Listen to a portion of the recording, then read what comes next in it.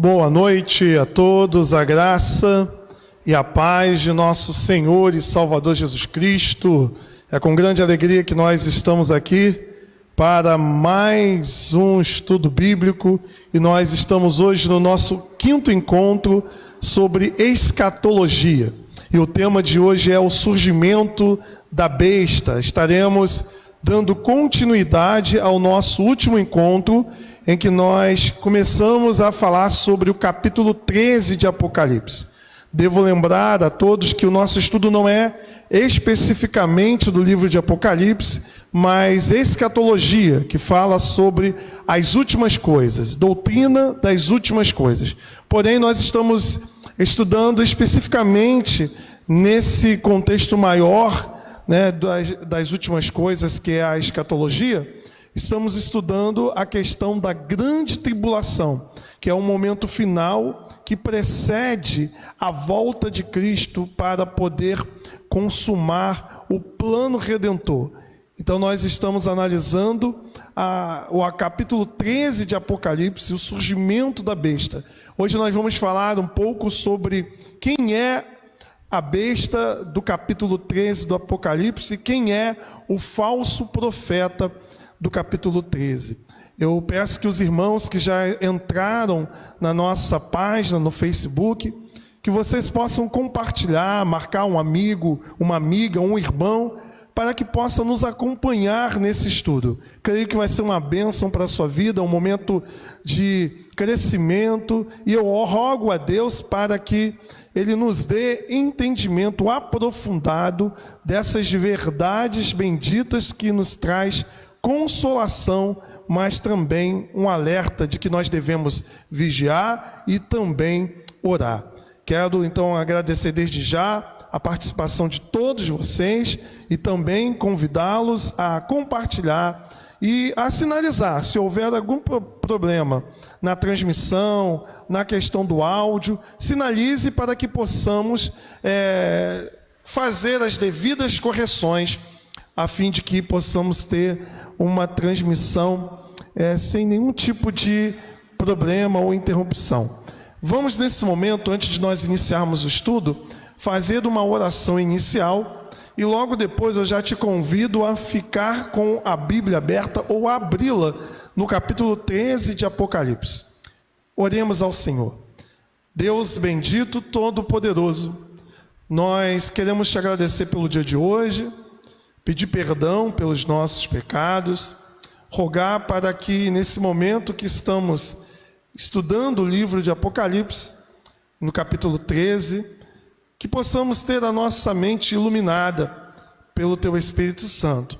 E ao mesmo tempo, que possamos sentir o calor do Teu Espírito Santo, nos dando esse amor pela Tua Palavra e também um forte desejo em vivê-la, praticá-la para a glória do Teu nome. Que seja um tempo de crescimento, tanto no conhecimento como na graça do Senhor. É a oração que fazemos na mediação de nosso Senhor e Salvador Jesus Cristo. Amém.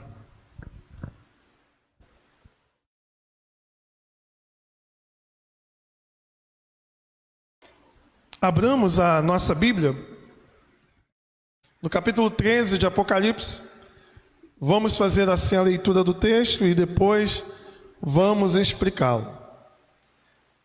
Vi emergir do mar uma besta que tinha 10 chifres, 7 cabeças, e sobre os chifres 10 diademas, e sobre as cabeças nomes de blasfêmia. A besta que vi era semelhante ao leopardo, com pés como de urso e boca como de leão. E deu-lhe o dragão o seu poder, o seu trono e grande autoridade. Então vi uma de suas cabeças como que golpeada de morte, mas essa ferida mortal foi curada, e toda a terra se maravilhou seguindo a besta. E adoravam o dragão, porque deu a sua autoridade à besta. Também adoraram a besta, dizendo: quem é semelhante à besta?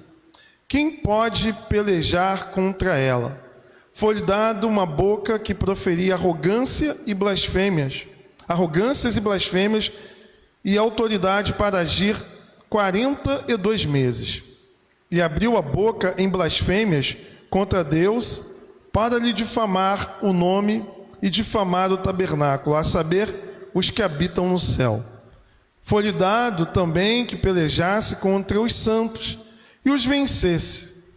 Deu-se-lhe ainda autoridade sobre cada tribo, povo, língua e nação, e adorá-la-ão todos os que habitam sobre a terra, aqueles cujos nomes não foram escritos no livro da vida, do Cordeiro que foi morto desde a fundação do mundo. Se alguém tem ouvidos, ouça. Se alguém leva para cativeiro vai. Se alguém matar a espada, necessário é que seja morto a espada. Aqui está a perseverança e a fidelidade dos santos. Depois nós vamos dar continuidade à leitura do verso 11 em diante, mas antes nós vamos fazer aqui uma breve recapitulação do que já foi falado. No capítulo 12, nós vimos a mulher vestida de sol e aprendemos aqui que a mulher é a figura do povo de Deus no seu sentido espiritual, ideal, representado fisicamente no Israel fiel, assim como também de forma mais restrita, como uma filha de Israel, na figura de Maria, porque a mulher vai dar à luz ao Messias, assim como também a descendência da mulher, a igreja do Senhor. Então a mulher, na verdade, é a igreja, mas a igreja no sentido de povo eleito de Deus. Esse povo que estava no Antigo Testamento, grávida, para poder dar à luz ao Messias, que através da figura de Maria, de forma mais direta, ele vem ao mundo. Vimos também que havia um dragão que tentava devorar o filho da mulher. E esse dragão é a antiga serpente lá de Gênesis, que havia sobre a mulher e a serpente uma promessa de Deus, de uma luta, de um conflito, e que a serpente feriria o calcanhar do descendente da mulher. E este feriria ou esmagaria a sua cabeça. Vimos que essa luta, ela acontece ao longo de toda a história da humanidade, entre os descendentes da mulher e também os descendentes da serpente. É assim que Caim mata Abel, é assim que nós encontramos Saul perseguindo Davi, é assim que lá na narrativa de Moisés nós vimos que o faraó manda matar as crianças. É assim que nós também encontramos Herodes, por ocasião do nascimento de Cristo, mandando também matar as crianças. Tudo isso na tentativa de destruir aquele que possivelmente seria o eleito para esmagar a sua cabeça. Vimos então que essa criança, ela foi arrebatada para a destra de Deus. Aqui é um resumo da história, da redenção, no caso aqui é o próprio Cristo, que ascende aos céus, e por ocasião da ascensão, nós vimos então que Satanás perde a autoridade de acusar o povo de Deus diante do Senhor. A obra de Cristo tira a legalidade do diabo, e Satanás então ele é expulso, ele perde então esse poder de entrar nos céus e nos acusar diante de Deus. É o que você encontra no verso 7. Então, uma luta, uma batalha em que Miguel expulsa e Satanás se volta para a descendência da mulher. Nós vimos então no capítulo 13, a besta emergir do mar. O mar fala da multidão agitada, de ímpios, que é exatamente desta multidão que surge essa figura monstruosa que é a besta. Essa besta, ela tinha 10 chifres, 7 cabeças, e sobre os chifres 10 diademas e sobre as cabeças nomes de blasfêmia. Então nós vamos aqui agora fazer o resumo especificamente do que nós falamos na semana passada. Mas antes eu faço uma introdução evocando aqui um livro produzido no século 17 de Thomas Hobbes, chamado O Leviatã, onde você tem nesse livro chamado Leviatã uma figura muito interessante, que é esse monstro que aparece no livro de Jó. O livro Leviatã, ele vai nos narrar que a sociedade, e aqui ele trabalha a questão de uma metáfora, né, de lobos, em que o lobo ele pode destruir, se a comunidade composta de lobos, ela pode vir à destruição, porque o lobo ele acaba devorando o outro. Então, para que haja uma manutenção da existência desses lobos, um lobo terrível, um lobo mais poderoso, que pudesse assim então impor a ordem e o respeito aos demais lobos. Então, Thomas Hobbes considera a sociedade, né, o homem como sendo lobo, e que se não houver um poder maior, o homem seria o devorador do próprio homem, né? O lobo devorando o outro lobo. Sendo assim, Thomas Hobbes trabalha com a questão da necessidade do Estado. O Estado ele surge como aquela instituição necessária para que não haja a destruição da própria raça humana. E o Leviatã, na verdade, esse monstro que nós encontramos lá no livro de Jó, ele aparece como um gigante, um monstro gigante, composto de várias pessoas. Existem várias pessoas compondo esse gigante, que na verdade seria o Estado. Então essa figura, né, mitológica para retratar a questão da relação social é evocada nesse livro de Thomas Hobbes chamado Leviatã, em que nós podemos também olhar para o livro do Apocalipse e perceber como o autor constrói a sua narrativa através dessas imagens que não são apenas uma ilustração, como o Thomas Hobbes utilizou, mas são figuras que evocam realidades espirituais e proféticas, onde nós encontramos aqui agora, a partir desse momento, uma representação do poder totalitário do Estado. E aqui nós vamos ver nessa imagem que o texto nos mostra, de acordo com o capítulo 13, uma figura que já apareceu lá em Daniel e que nós falamos na semana passada. Porém, os animais que aparecem aqui, em Daniel, eles estão separados. E aqui nós encontramos esses 4 animais aparecendo numa única figura. Enquanto Daniel era uma profecia sobre os impérios, babilônico, o império medo-persa, o império macedônio e depois Roma, aqui nós encontramos esses animais representando a totalidade desses impérios. É como se ele quisesse aqui evocar que esse monstro, ele representa esse poder estatal que se levanta contra Deus, contra aquilo que tem a ver com Deus.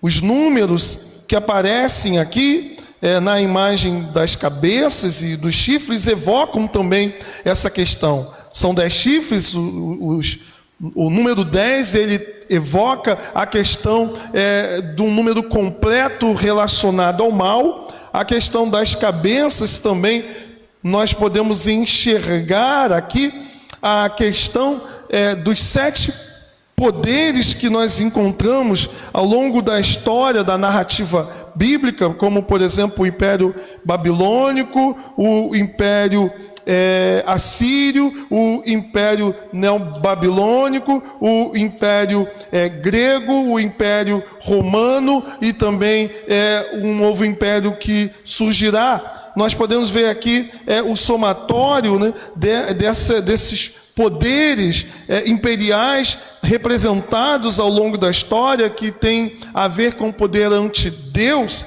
né, o babilônico, o assírio, o neobabilônico, o grego, o império, no caso medo-persa, assim como também o império romano, e um novo império que como se pudesse ser uma continuidade desse império que nós vamos ver que se levantará no final como um poder anticristão.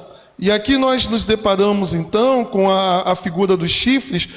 Chifre na antiguidade fala de poder, de liderança.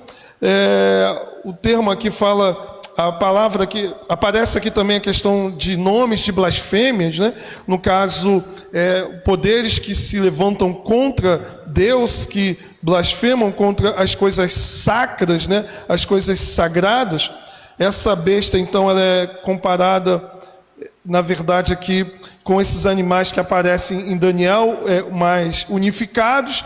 E nós vimos aqui também uma ferida mortal que foi curada. Ele diz assim: então vi uma de suas cabeças como golpeada de morte. É possível que seja uma alusão a Roma, que no caso era o império do período em que o texto foi escrito. Roma, e aqui no caso William Hendricks e outros autores, eles vão caminhar dizendo o seguinte: na figura do imperador César Nero, a perseguição se iniciou no ano de 64. Nero taca fogo em Roma e acusa os cristãos, e há uma hostilidade aos cristãos. Se inicia-se então uma perseguição à igreja. Logo depois, você tem um tempo de paz. E lá com Domiciano, nós temos uma perseguição sendo restaurada. E é interessante que em Domiciano nós temos a figura do Nero redivivo, né? Domiciano foi considerado o Nero que ressuscitou. Então você tem um intervalo de tempo entre Nero a Domiciano, desde a década de 60 a 90, né? Passando pela década de 60, você tem um período em que você não tem perseguição à igreja, e assim então a partir de Domiciano, na década de 90, você tem uma perseguição forte à igreja, e que custou aqui, nesse caso do livro de Apocalipse, o exílio de João, que escreveu o livro de Apocalipse. Nesse sentido, nós podemos aqui imaginar ou interpretar que essa cabeça ferida quase de morte poderia ser o próprio Império Romano e a sua ressurreição na figura de Domiciano, que seria o Nero redivivo. É uma possível interpretação para essa imagem que nós acabamos de ver. O texto vai nos dizer que essa ressurreição provocou admiração. É como se fosse uma paródia da ressurreição. Lembrando que o livro de Apocalipse ele se constrói mostrando, né, uma objeção, uma paródia da força do mal em relação ao bem. Ao mesmo tempo que você encontra no livro de Apocalipse, né, a figura do Pai, a figura do Filho e a figura do Espírito Santo, a paródia que você vai encontrar no livro de Apocalipse é a oposição ao Pai, o dragão, a oposição ao Filho, o anticristo, e a oposição ao Espírito Santo, o falso profeta, que aparece a partir do verso 11 do texto que nós acabamos de ver. Ainda assim, nós também temos a questão da mulher vestida de sol, como uma figura do povo eleito de Deus, e nós temos também uma paródia da mulher vestida de sol, que é a grande prostituta, a grande meretriz. Então você tem esses dois blocos aqui. Então você tem o Espírito Santo como o grande agente que faz milagres, né, que opera através da igreja, levando o povo a adorar o Filho. E você tem aqui a figura do falso profeta, que leva o povo a adorar o anticristo. Da mesma maneira que o Espírito Santo nos convence da justiça, do juízo, do pecado e nos faz adorar ao Filho, aqui nós encontramos o falso profeta conduzindo o povo à adoração ao anticristo. Então, da mesma maneira que houve um milagre, né, Cristo morreu e ressuscitou, aqui nós encontramos nessa figura tipológica do anticristo a figura da cabeça que é ferida, quase que de morte, e ela é restaurada como se fosse uma imitação, uma falsificação da ressurreição de Jesus. O texto, então, ele prossegue, dizendo que, e adorar o dragão, porque deu, verso 4, porque deu a sua autoridade à besta. Portanto, o que nós precisamos entender é que o poder do dragão, ou melhor, o poder dessa figura que vem do mar, vem exatamente do dragão, pois a besta não é Satanás encarnado, mas é alguém que vem debaixo do poder de Satanás. Então é interessante nós olharmos aqui essa questão da diferenciação entre dragão e as duas bestas. São duas bestas, tá? Eu sei que tem várias por aí, mas aqui no texto são duas. O texto vai dizer assim: e adoraram o dragão porque deu a sua autoridade à besta, também adoraram a besta, dizendo: quem é semelhante à besta? Quem pode pelejar contra ela? Olha aqui o texto. Isso é importante no verso 5, e você vai ver também nos demais. Foi-lhe dada. A ideia de que foi-lhe dada significa que o poder é um poder concedido. A besta, o dragão, não tem plena autoridade. Pelo contrário, o poder da besta, o poder do dragão, o poder do falso profeta é um poder concedido, porque quem governa a história não é o diabo. Quem tem um controle absoluto da história não é Satanás, mas é Deus. E até mesmo a ação do dragão, nesse curto espaço de tempo que teremos de 42 meses, que é um kairós, é um tempo de Deus, é a metade de 7 anos, ou seja, a metade de um número pleno perfeito, no sentido de um tempo determinado e limitado, e não necessariamente um período de 3 anos e meio, como alguns ensinam. Portanto, você tem aqui um tempo determinado de atuação dessa besta. O que nós precisamos entender é que 42 meses, que você vai ver no verso 5, é um curto período de tempo em que nós teremos o poder do anticristo, que é concedido por Deus para poder matar os santos. Verso 5, foi-lhe dada uma boca que proferia arrogâncias e blasfêmias, e autoridade para agir 42 meses. O que é 42 meses? 3 anos e meio. E você vai ver aqui, né, esse texto sendo utilizado várias vezes na Bíblia, ao mesmo tempo, porém, sendo falado de maneira diferente. E abriu a boca em blasfêmia contra Deus, para lhe difamar o nome, difamar o tabernáculo, a saber, os que habitam no céu. Olha o verso 7. Foi-lhe dado. Então você percebe que tudo isso é uma concessão. Também que pelejasse contra os santos e os vencesse. Quem são esses santos? A igreja. Então nós entendemos que a igreja, ela está onde? Na terra, sofrendo a perseguição do anticristo. A igreja, ela não está no céu. A igreja militante, que somos nós, aqueles que estiverem vivos por ocasião ao surgimento do anticristo ou da besta, será perseguida e será vencida na perspectiva humana. Ou seja, ele perseguirá e matará. foi-lhe dada autoridade sobre cada tribo, povo, língua e nação. Então, esse poder será um poder global, um poder que virá sobre o mundo, sobre todos os povos da terra. Não é um poder local de apenas um grupo. E adorá-la-ão todos os que habitam sobre a terra. Veja bem, então, quem vai adorar a besta? Toda a terra. Aqueles cujos nomes não foram escritos no livro da vida do Cordeiro, que foi morto desde a fundação do mundo. Então, aqui nós vemos que todos os que não são salvos, eleitos, vão se render à besta. Todos aqueles que o nome não está escrito no livro da vida, ou seja, não é um escolhido de Deus, adorarão a besta. Não há meio termo, não há, eu não quero adorar a Deus e também não quero adorar a besta. Não existe centrão aqui. Aqui você vai cair ou de um lado ou de outro.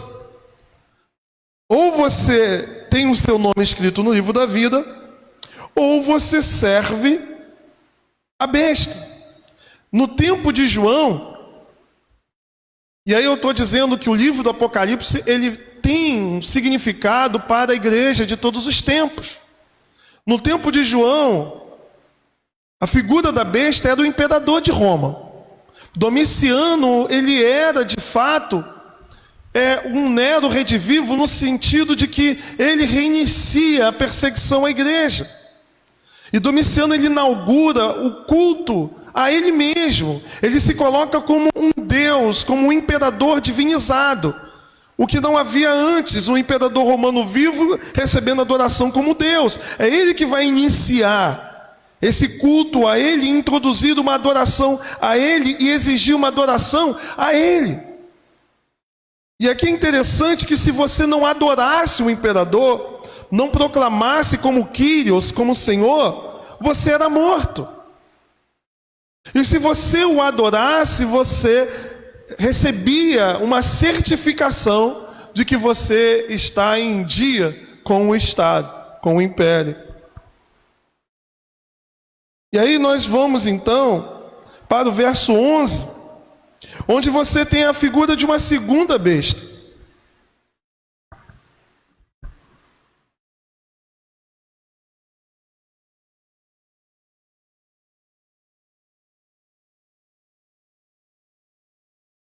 Já existem alguns comentários aqui, mas depois a gente faz uma leitura de todos eles. Aqui nós temos a questão da segunda besta, que é a besta que vem da terra. Vi ainda outra besta emergir da terra. Possuía 2 chifres, parecendo cordeiro, mas falava como dragão. Exerce toda a autoridade da primeira besta na sua presença. Faz-se com que a terra e os seus habitantes adorem a primeira besta, cuja ferida mortal fora curada. Também opera grandes sinais, de maneira que até fogo do céu faz descer a terra diante dos homens.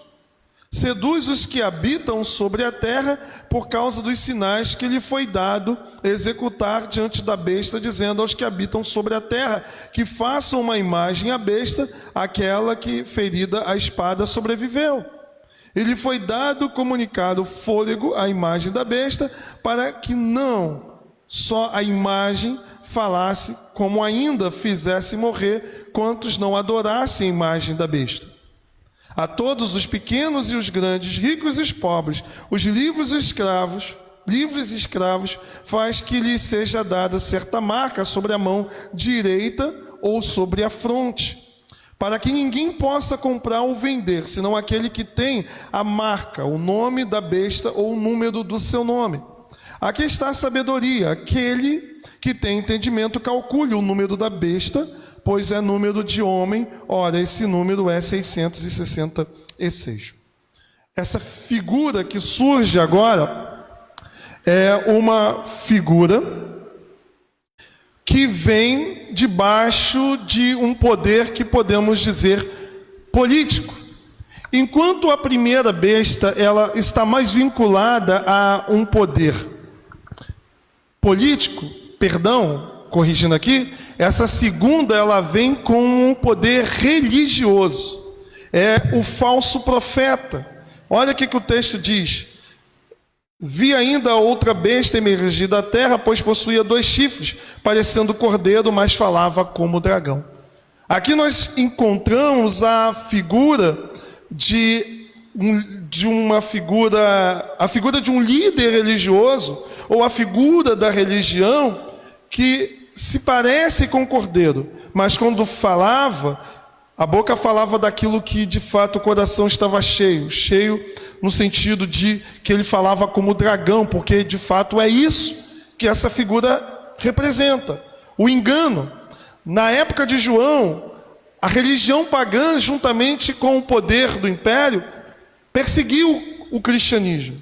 Agora nós nos deparamos, nesse texto, avançando para os dias de hoje, podemos ver na figura do falso profeta uma tipologia, uma figura de toda falsa religião, toda religião de engano, toda religião que não promove a adoração ao verdadeiro Deus, a Cristo.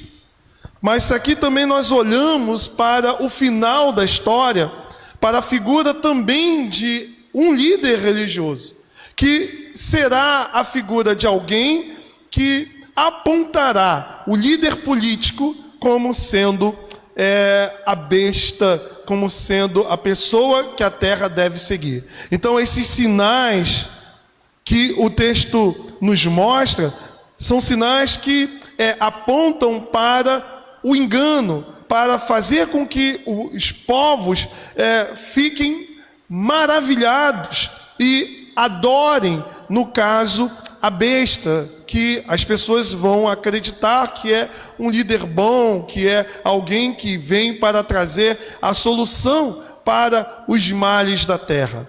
Então, enquanto a besta é aquela figura que vai trazer o engano, porque ele será um promotor de uma falsa paz, o falso profeta é alguém que se parece como alguém do bem e que indicará o líder político, e através desse falso profeta nós encontramos poderes, sinais e maravilhas que, na verdade, tem como objetivo atrair o mundo para a falsa adoração.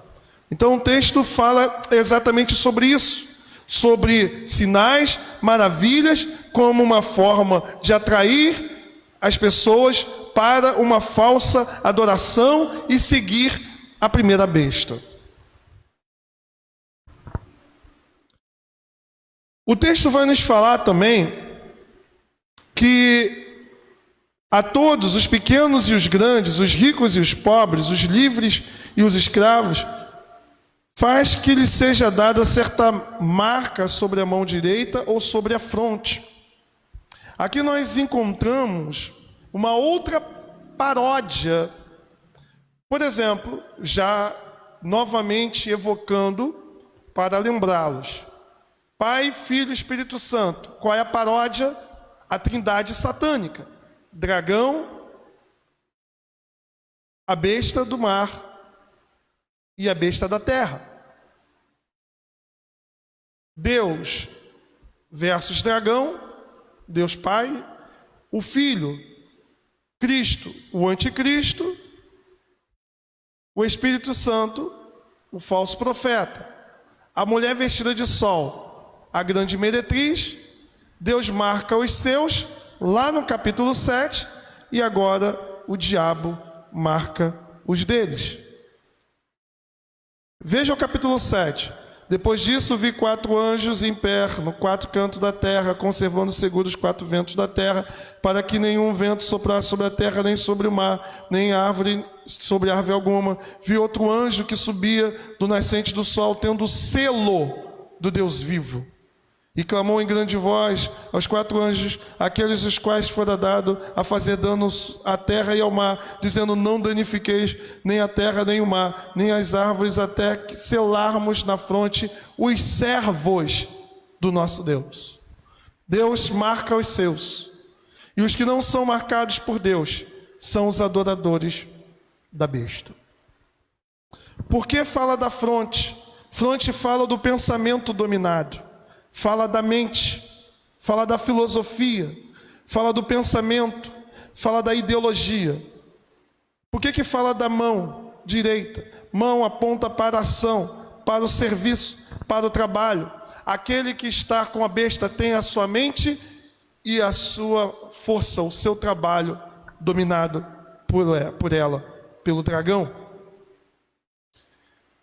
Por exemplo, no tempo de Domiciano, receber a marca da besta era adorar o imperador. Todos deveriam prestar culto ao imperador. Nos dias de Domiciano, o culto ao imperador era oficial. E por que os cristãos não adoravam o imperador? Porque os cristãos, eles negavam prestar culto a qualquer outro Deus a não ser ao Deus revelado em Israel, ao Senhor.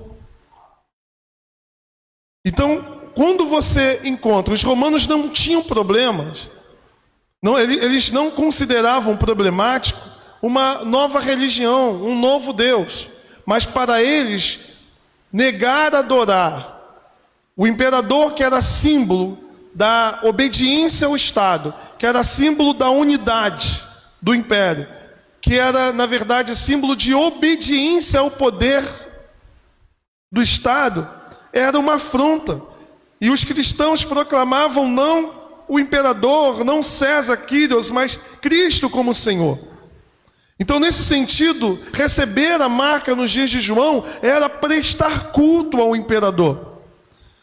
Não necessariamente receber uma tatuagem, uma marca, algo que é pintado na testa ou na mão. Pode ser? Pode. No futuro pode acontecer? Pode. Pode ser um sinal físico? Pode. Mas o texto não nos restringe a limitar a isso. Uma vez que o livro de Apocalipse trabalha com figuras, com imagens, e nós estamos vendo que, da mesma forma que Deus sela os seus, e nós carregamos um selo que não é visto de uma maneira física, mas espiritual, o próprio texto já nos disse que todos aqueles que não têm o seu nome escrito no livro da vida, adoram o falso profeta, adoram a besta. Portanto, quem não é marcado por Deus, já está marcado pelo diabo. E é possível que no futuro, alguma coisa física represente essa marca, esse sinal. Assim como nós podemos ver ao longo da história, a igreja sendo colocada numa situação de ter que se render a regimes totalitários e a colocar acima da fé em Cristo a submissão a um imperador ou a um determinado sistema ou regime político. Portanto, o que hoje se fala, a marca da besta é o chip, não tem como dizer isso. Os mesmos que falam que a marca da besta é o chip hoje, no passado já falaram que era o código de barra, já usaram tantas outras coisas como sendo marca da besta, e que todas essas coisas já estão em uso. Eu lembro que na minha adolescência se falava o tempo todo de código de barra, e pegavam uma sequência de números e enxergavam até 666 no código de barra. Hoje você não tem nenhum produto que não tenha código de barra. E aí? Então está todo mundo com a marca da besta? Há pouco tempo agora eu vi na internet dizendo que é do coronavírus. Pelo amor de Deus. Até a questão do marcador de temperatura, porque é colocado na testa ou no pulso, aí usaram isso como referência para a marca da besta. Então está todo mundo marcado. Inclusive nas igrejas. Então as pessoas às vezes ficam buscando ou forçando interpretações sensacionalistas para poder, assim, então, criar aí teorias conspiratórias e vender também, né? É claro que no futuro é possível que haja alguma coisa que identifique. Agora, hoje dizer, né, que, olha, é o chip, olha, é o código de barra, olha, é isso, não tem como. Hoje não tem como dizer isso. Até porque todas as nossas informações, nós já temos tudo em cartão. Hoje, com um cartão, você já tem praticamente levantado aí todas as informações para uma empresa acerca de quem você é, de todos os seus dados pessoais. Então, nós já estamos, de alguma maneira, controlados. É claro que no futuro pode haver algum tipo de forma de dominação ou de controle social em que qualquer mecanismo tecnológico pode servir para isso. Porém, agora, nesse determinado momento em que nós vivemos, nós não temos esta marca física, mas nós podemos enxergar, conforme a proposta do próprio texto de Apocalipse, que aqueles que não são marcados por Deus já estão marcados pelo diabo, pois o texto diz que todos aqueles que não têm o seu nome escrito no livro da vida adorarão a besta. Portanto, meu irmão, basta nos preocuparmos em sermos ou não santos, servo do Deus vivo. Se somos de Deus, nós não temos a marca do anticristo, mas carregamos o selo do Senhor. Verso 18. Aqui está a sabedoria. Aquele que tem entendimento calcule o número da besta, pois é número de homem. Ora, esse número é 666. Aqui é o que chamamos de gematria, né? Que era uma forma antiga, nesse mundo bíblico, de calcular o número de um nome. Como se funciona isso? Para nós aqui fica fácil, você pega, por exemplo, Nilson e você vai vendo aí a correspondência de cada letra com um número. Tipo, você tem algarismo romano, então as letras têm um valor numérico e você soma e pode chegar num determinado número. E ao longo da história, vários nomes surgiram como sendo possivelmente o número da besta. O próprio Hitler. Só que você tem, às vezes, alguns problemas, no sentido de qual é a língua que se deve, então, usar como base para poder fazer esse cálculo. Durante um tempo, falaram que o Papa era besta, dizendo que o Papa carrega o título de Vicarius Filii Dei, vigário filho de Deus, em latim. O problema é que o texto, quando foi escrito do Apocalipse por João, não foi escrito em latim. E o outro problema é que o próprio título de vigário filho de Deus não tem comprovação nenhuma, historicamente falando, de que esse é um título que a Igreja Católica dá ao Papa. Então, existem várias tentativas aí. Conforme eu já disse, o próprio nome de Hitler, fazendo esse cálculo, você tem aí o 666. Mas na época de João, o próprio nome César Nero dava 666. Porém, Nero já tinha falecido. Mas, curiosamente, Domiciano, que era considerado Nero rei de vivo, o primeiro nome dele dava 666, Tito. O nome de Domiciano era Tito Flávio Domiciano, e o primeiro nome dele dava 666, o somatório. Então era possível que os leitores de João enxergassem a figura de Domiciano como sendo o anticristo do seu tempo. Com isso eu não quero dizer que o Apocalipse se esgotou nos primeiros séculos da igreja.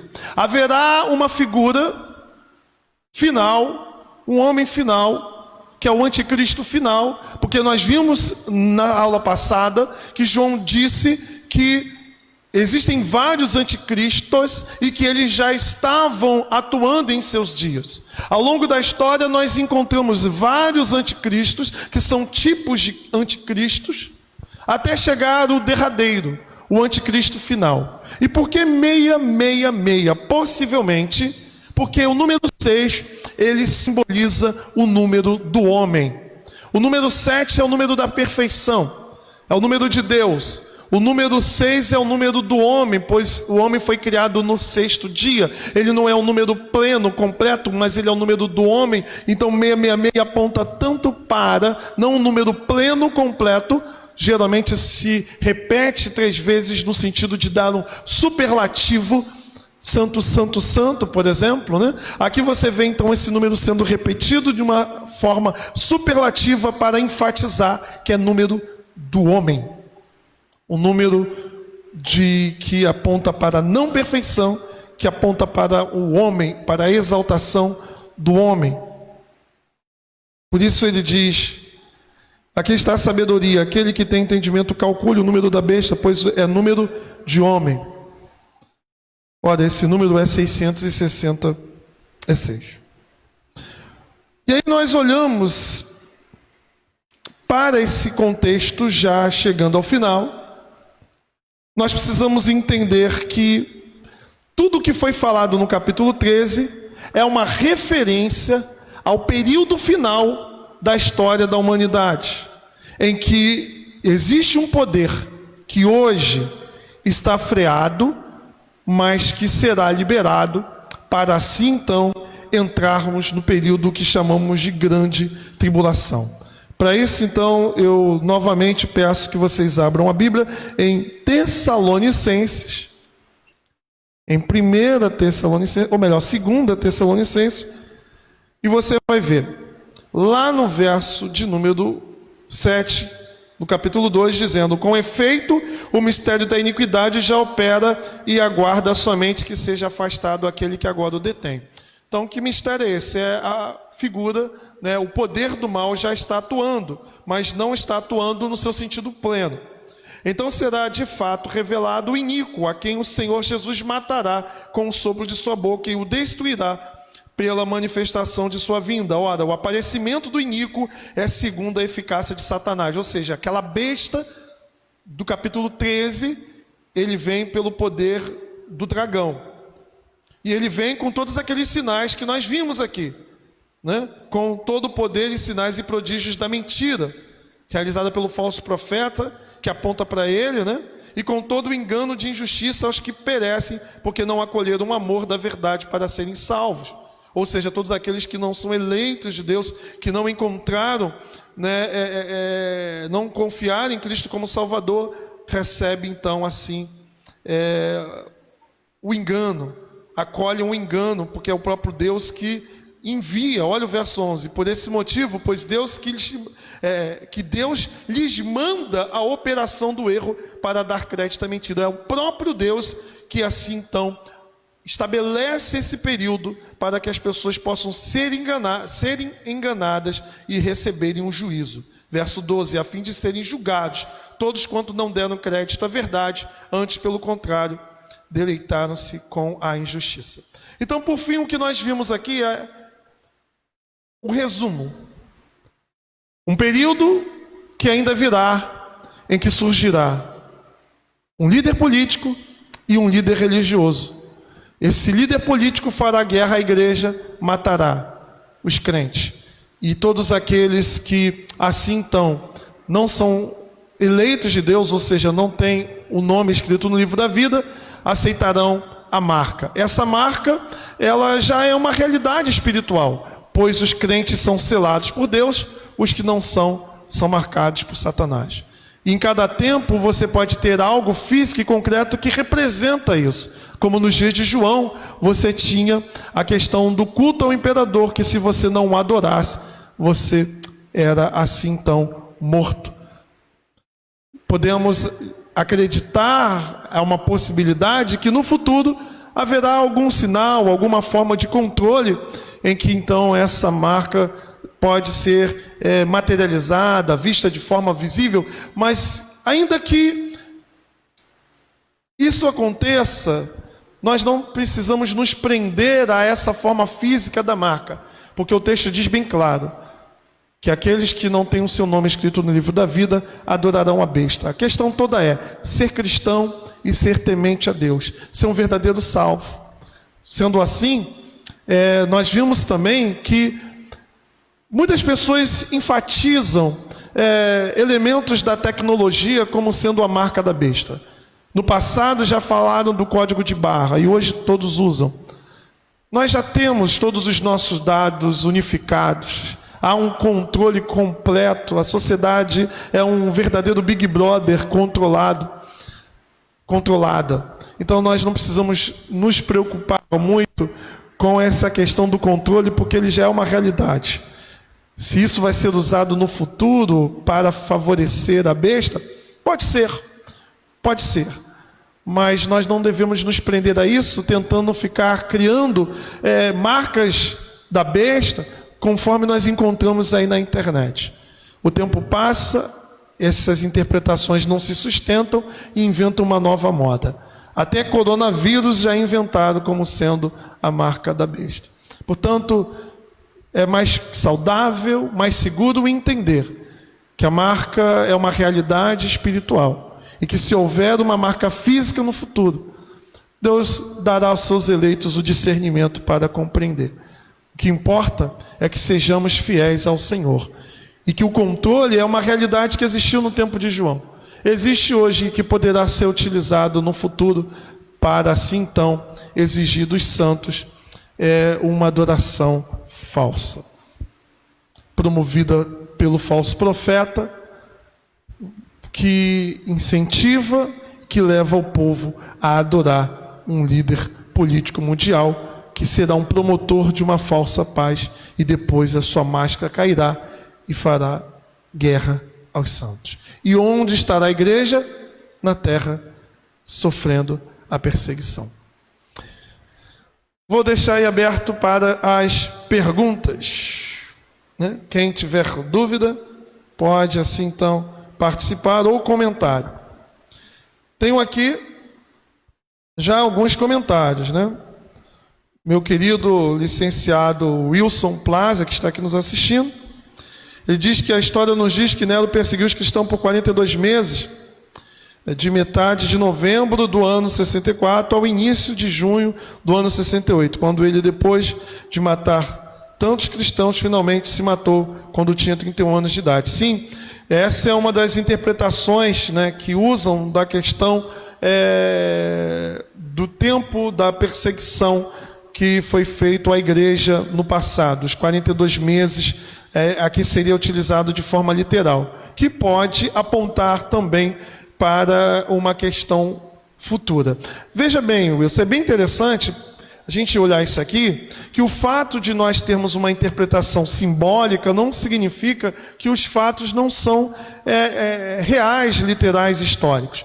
Por exemplo, Cristo anunciou a figura do abominável da desolação que Daniel já tinha dito. E a profecia se cumpriu na figura de Tito no ano 70, mas haverá de se cumprir também de uma forma completa, plena, no fim dos tempos. Então, é possível que haja essa dupla maneira de conceber questões físicas e literais que apontam para realidades escatológicas que ainda terão uma consumação. Ou seja, o anticristo no tempo de João existiu. E você vê que o Apocalipse aponta para uma figura real. Domiciano, como um líder político que exigiu, que matou, que perseguiu, que exigiu adoração a ele, que estabeleceu assim então de certa forma uma marca, o poder da religião pagã também perseguindo juntamente com o Estado a igreja. Tudo isso aconteceu. E você vai ver que isso se repete em Hitler, por exemplo. Você vai ver que Adolf Hitler perseguiu a igreja que não se dobrou ao regime nazista. Então você vai ver que essas coisas se repetem, que curiosamente o nome de Hitler também, de alguma forma, é o somatório da 666. Porém, nós cremos que haverá um anticristo derradeiro. Wilson também diz aqui, é certo dizer que João usou este código para não falar abertamente contra o imperador, tentando assim evitar ainda mais perseguição, caso o livro caísse em mãos dos oficiais romanos? É bem possível que é bem possível que o livro do Apocalipse ele seja escrito de certa forma nessa nessa estrutura, né, vamos assim dizer, literária, tanto porque era um gênero literário e Deus quis se utilizar dele, como uma forma também de manter as verdades contidas no livro claras apenas aos iniciados, aqueles que faziam parte, assim então, do grupo. E os que estavam de fora não teriam acesso, não compreenderiam o que o livro estava, assim então, falando. Imagina, por exemplo, aqui no Brasil, durante o regime militar, você tinha o que era chamado de censura, né? E muitas músicas para poder passarem, muitas coisas para poder serem colocadas de forma pública, elas eram produzidas com uma linguagem que, de repente, aqueles que estavam investigando, caçando, buscando ver se havia alguma coisa que era contrário ao regime, não conseguiriam perceber. Então você vai ver que nos regimes totalitários, nas perseguições, você precisa falar em código para que aquilo que está sendo transmitido não seja conhecido do opressor. Então é muito possível, e eu caminho nessa linha, de que não só a questão do número, mas também de toda a estrutura do livro tem também esse sentido. Mais alguém, irmãos? Nenhuma dúvida aí? Temos aí alguns irmãos aqui nos assistindo. E deixo aberto aqui para as perguntas, né? Comentários.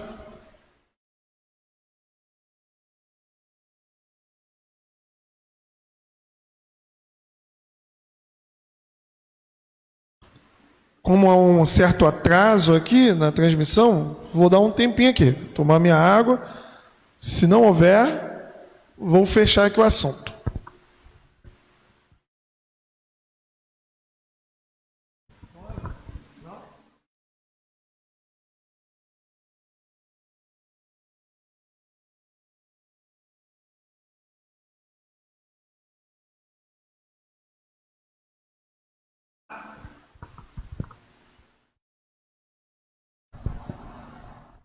Pastor, eu queria perguntar sobre o ponto que o senhor diz sobre essa questão de geralmente surgir uma notícia que a marca é um chip, ou que a marca pode ser alguma coisa implantada, agora a marca pode ser o coronavírus.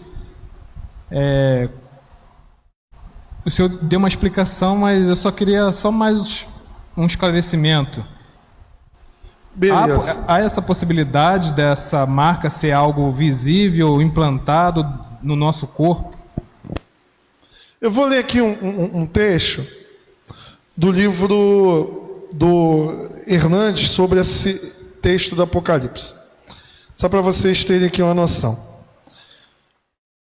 O anticristo, no seu cumprimento profético, foi representado por vários governos anticristãos e totalitários, que perseguiram a igreja ao longo dos séculos.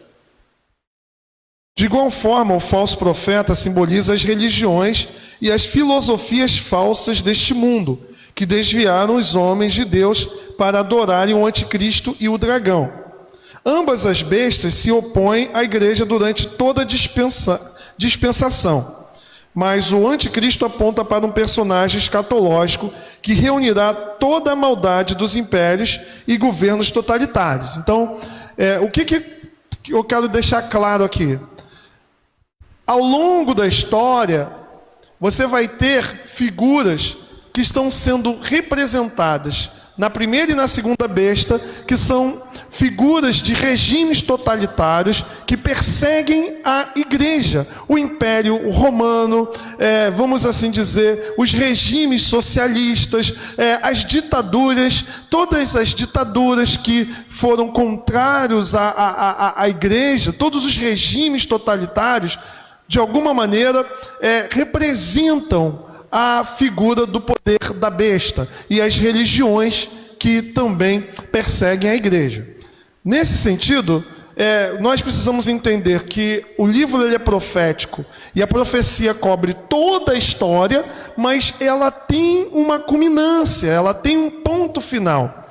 E aí continuamos aqui com o que Hernandes fala. O anticristo será uma pessoa.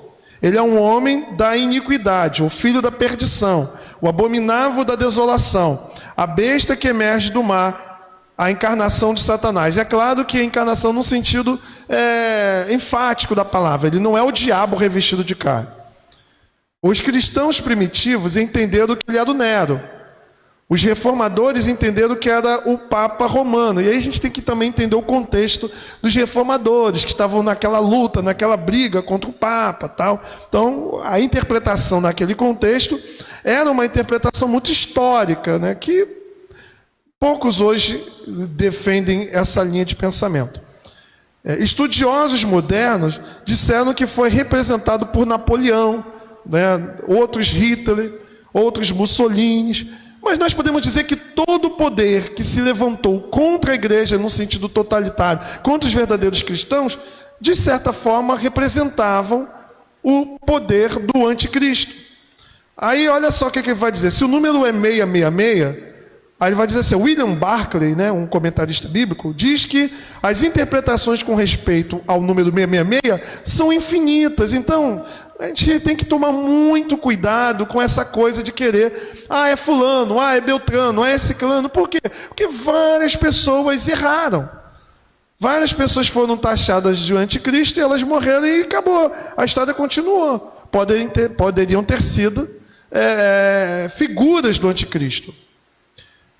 Aí vem dizendo que um dos expoentes do dispensacionalismo, um determinado comentarista, editor da revista Chamada da Meia-Noite, faz referência a diversos significados do número 666, mencionando desde o computador até grupos mais famosos da música do rock, como os Beatles, Black Sabbath e vários outros aqui.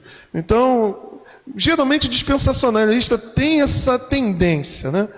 Diz ele, o número de comentários dedicados a explicar o significado do número da besta cheiram a lamparina e poeira da biblioteca. Né? Então aqui é uma crítica, no caso, né, a todas as tentativas erradas que foram feitas, não só por dispensacionalistas, mas por tantas linhas de interpretação. 666 representa uma trindade maligna, o diabo, o anticristo, o falso profeta. Charles Erdmann sugere que o número seja simbólico. 7 é o número perfeito, enquanto 6 é o número imperfeito. 6 é o número do homem, o número incompleto, imperfeito, o número do pecado. Simon Kistemaker diz que o número 6 aponta para o juízo, uma vez que, se você pegar lá no livro do Apocalipse, a sexta trombeta, o sexto cálice, o sexto selo, falam do juízo sobre os homens. No final do sexto selo, a sexta trombeta e a sexta taça. William Hendricks, nesta mesma linha de pensamento, diz que 666 é o número do anticristo, é o fracasso sobre fracasso e fracasso. Né? Porque é o número do homem que tentará dominar e se fazer como Deus, mas ele, no final das contas, perderá. Então, todas essas interpretações, elas se coadunam, elas se completam. Né? A plenitude da imperfeição, a consumação da maldade. Assim, 666 é um número representativo da maior encarnação concebível da depravação do mal. Vejamos que, em terceiro lugar, a limitação do anticristo. O anticristo tem um poder limitado. Né? Aí vem aqui algumas informações sobre a questão do anticristo.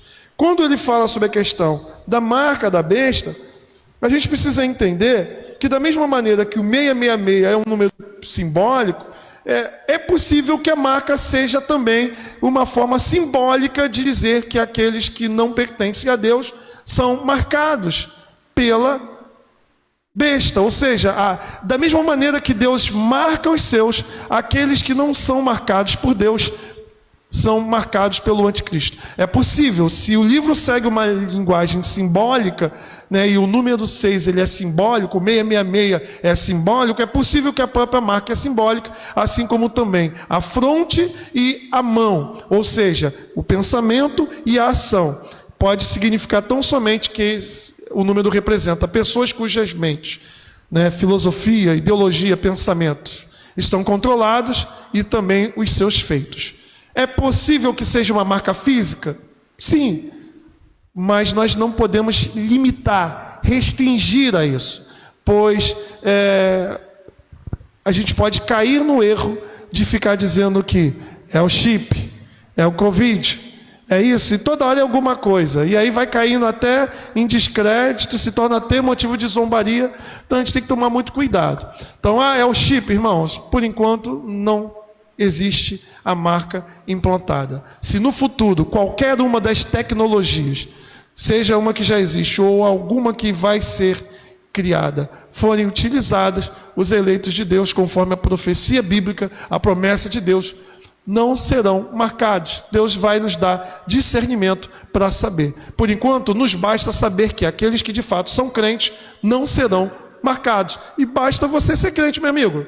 Viva a sua fé, santifique-se, seja crente fiel, que a besta nunca será um problema para você, no sentido de você ser um apóstata. É isso. Mais alguma? A nossa irmã Liana pergunta: o que quer dizer aqueles que estão com medo da vacina? Não, o que dizer aqueles que estão com medo da vacina contra o Covid e acham que isso tem a ver com o sinal da besta? Eu vi um vídeo que falava sobre isso, eu achei um absurdo. Me perdoe a expressão, mas é um estupro exegético, né? Ou seja, uma violentação do texto bíblico. Por quê? O texto diz que o número é do homem, não diz que é o número de um vírus, né? E aí a pessoa faz um cálculo aqui, soma daqui, é um troço extremamente forçado. Se você vê o vídeo, né? Eu vi, é um vídeo forçado. E aí, para poder dizer que é a marca da besta, eles falaram do medidor de temperatura, porque o medidor de temperatura pega na testa e pega na mão. Então, irmãos, quer dizer então que está todo mundo já marcado. Então, porque na igreja, se você foi em algum culto e botaram lá o termômetro na tua testa, então você já está marcado. Se você for no shopping, então você já está marcado. Então, assim, é um absurdo isso, né? Não tem como. Se você interpretar literalmente, não dá certo. E se você interpretar simbolicamente, não dá certo. Então, na verdade, uma forçação de barra, né, para poder tentar encaixar o texto ao contexto que nós estamos vivendo. Então, completamente fora de cogitação. Eu vi o vídeo, forçada a questão do nome que dá, do somatório, do número, é forçado a interpretação do texto. Não tem como, né, levar a sério uma interpretação como essa. Mais alguma? Então, quero agradecer a todos os irmãos, né, que participaram. Deixo aqui um abraço ao licenciado Wilson, né, a irmã Ivone Taranto, que é da minha antiga igreja de Marechal, né, alguns irmãos aqui que estão nos prestigiando, que pertencem a outras comunidades cristãs, né, e que estão aqui participando conosco. Se Deus quiser, nós assim então estaremos na semana que vem dando continuidade ao nosso estudo. Se você tiver alguma dúvida, você pode aqui trazer para a gente poder na semana que vem, dentro do que já foi falado até agora, né? E a gente pode fazer um momento de perguntas e respostas aí também.